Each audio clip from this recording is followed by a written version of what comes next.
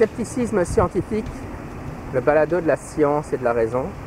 Et aujourd'hui, j'aimerais bien vous parler de la toxicité dans la communauté sceptique actuelle, particulièrement sur Twitter. Parce que je fais partie d'un... Il y a deux grands groupes qui s'affrontent sur Twitter, les fans de Mandax et les anti-fans de Mandax. Et ce que je vais vous expliquer dans cette vidéo, c'est que je fais partie d'un troisième groupe en réalité. Je fais partie des groupes de ceux qui en ont complètement ras-le-bol de ce conflit stérile sur Twitter. Et qui s'inquiètent des effets de ce conflit sur la communauté sceptique.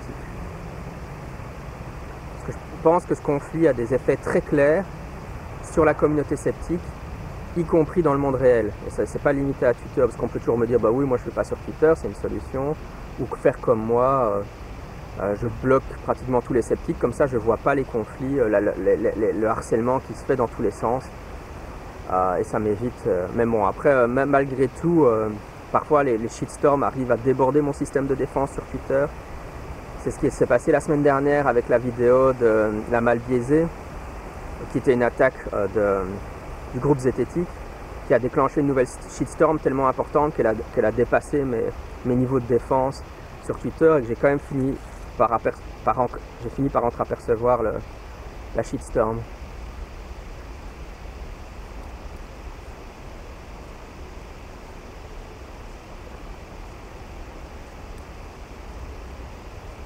Donc pour moi, ce qui est très important, le message de cette vidéo, il y a deux messages. Un, il existe un groupe non négligeable de gens qui en ont complètement ras-le-bol de ces tensions sur Twitter et qui vous encouragent fermement à arrêter.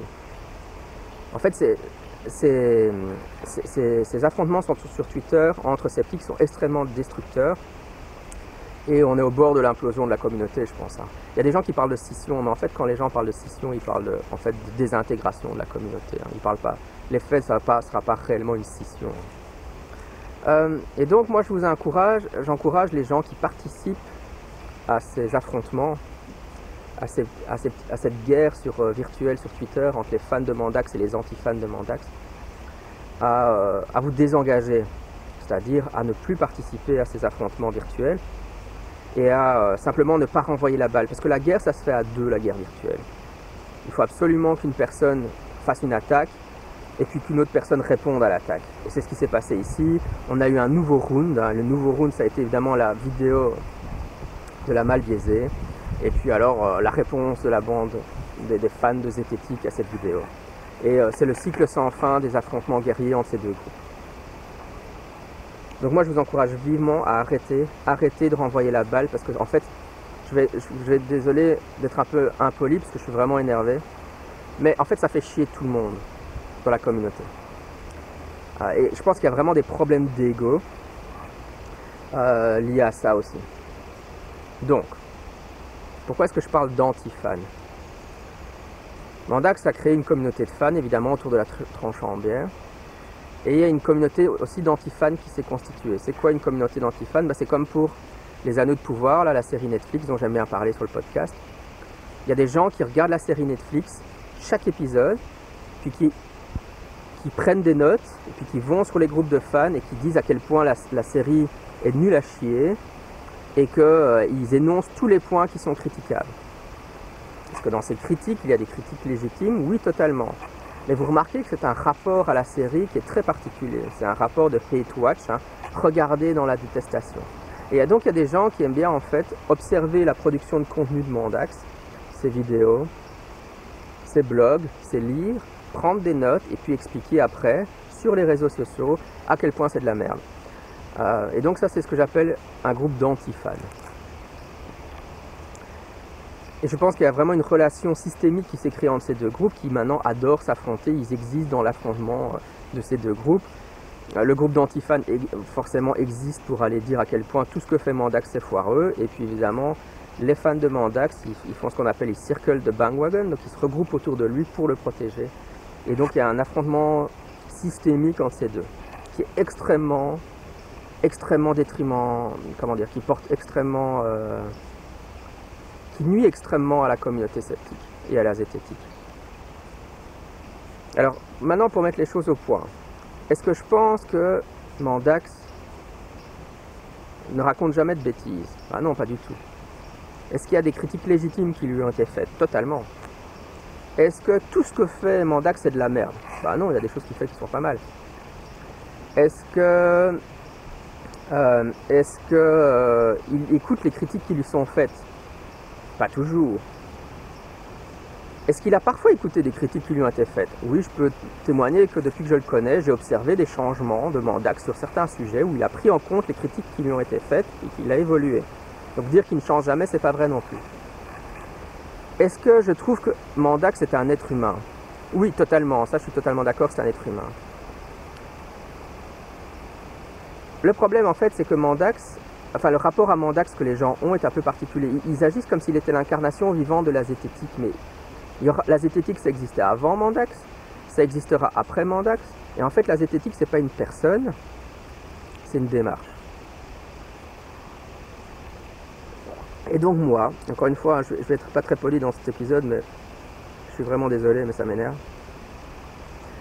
Ça me fait vraiment chier que l'image de la zététique se détériore parce qu'on associe Mandax à la zététique et que les conflits autour de Mandax créent l'image dans le grand public, en dehors de la communauté zététique, que la communauté zététique c'est du grand, enfin que la zététique en elle-même, la démarche zététique c'est du n'importe quoi. Donc non, Mandax n'est pas l'incarnation vivante de la zététique.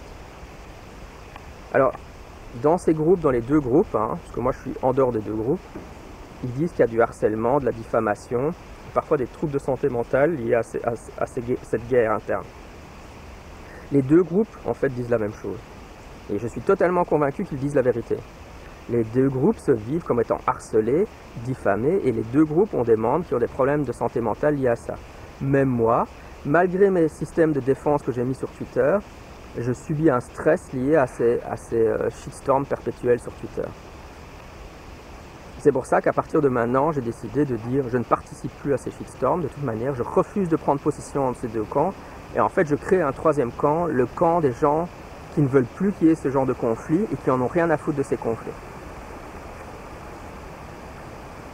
Moi, personnellement, concernant Mandax, je ne suis ni un fan, ni un anti-fan.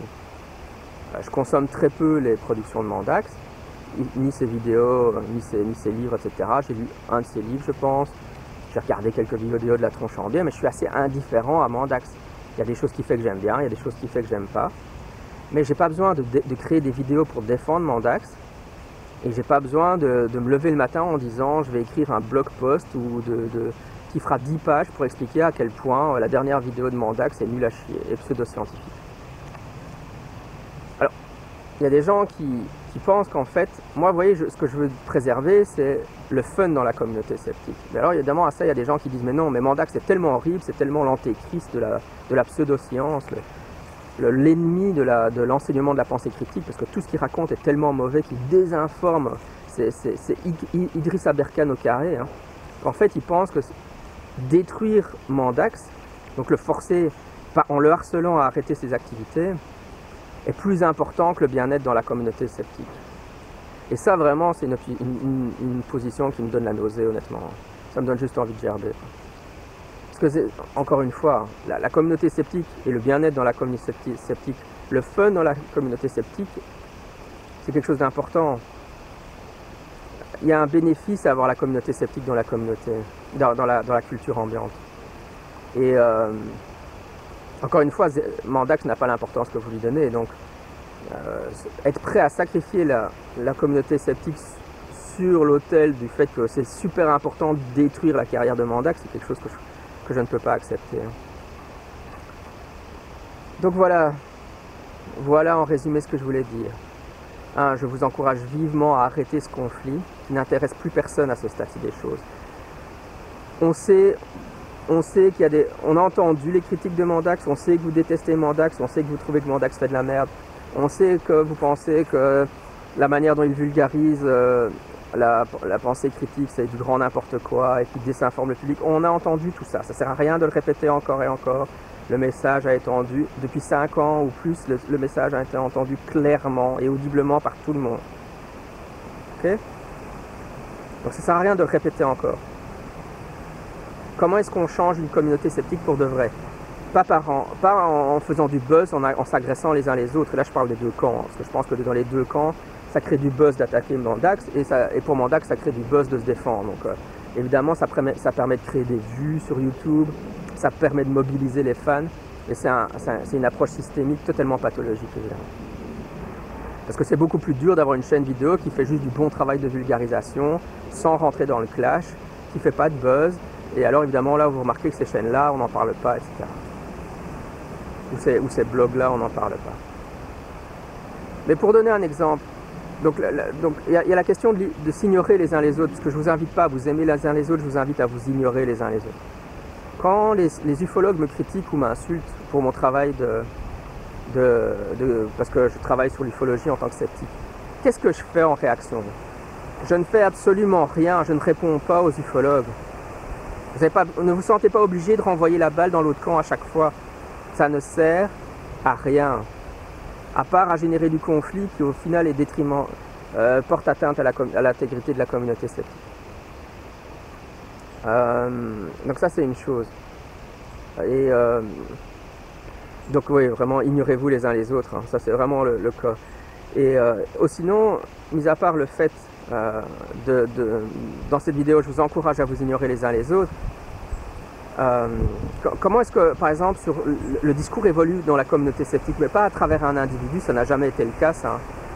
Si on prend, par exemple, ce que disait Henri Brock dans les années 80 sur la parapsychologie, et ce que moi, Renaud Evrard, disons sur la parapsychologie, c'est très différent. Mais qu'est-ce qui a fait évoluer le truc? Pas le fait que moi ou Renaud, on passe notre temps à attaquer Henri Brock. Sur mon podcast, j'ai fait, je sais pas combien d'épisodes j'ai maintenant, peut-être 500. J'ai peut-être fait 1 ou 2 épisodes sur 500 où je disais un peu de mal d'Henri Brock. C'est vraiment très minime. J'ai pas consacré toute mon œuvre, entre guillemets, à faire des épisodes où j'allais point par point dans tous les livres de Brock et dans toutes les interventions TV de Brock et dans tous les articles de journaux de Brock pour montrer à quel point le travail de Brock c'était de la merde. Ça n'a pas du tout été mon approche. Mon approche, c'est que pour changer le discours sur la parapsychologie, j'ai produit du contenu différent. Et alors, simplement, de nouvelles figures ont émergé, en l'occurrence moi et Renaud Evrard, qui tenons un autre discours. Donc, si vous n'aimez pas le discours de Mandax, essayez de faire émerger une nouvelle star dans la communauté sceptique qui tienne un discours différent. Et en plus, je suis sûr qu'elle va émerger spontanément, cette nouvelle star. À un moment, il y a une nouvelle génération de sceptiques qui auront entendu les critiques qui sont faites par Zététique, qui vont en prendre compte. Et cette nouvelle génération auront un discours différent. Je peux déjà même le voir en réalité. Mais donc c'est comme ça que change la communauté sceptique, pas en harcelant un individu, dans un sens comme dans l'autre. Les deux groupes s'harcèlent mutuellement ici. Encore une fois, je ne veux vraiment pas donner l'impression que je choisis un camp comme dans l'autre, parce que je pense que les deux camps sont en termes d'agressivité, sont dans le tort. Et en termes, il y a aussi de l'hyperbole dans les deux cas.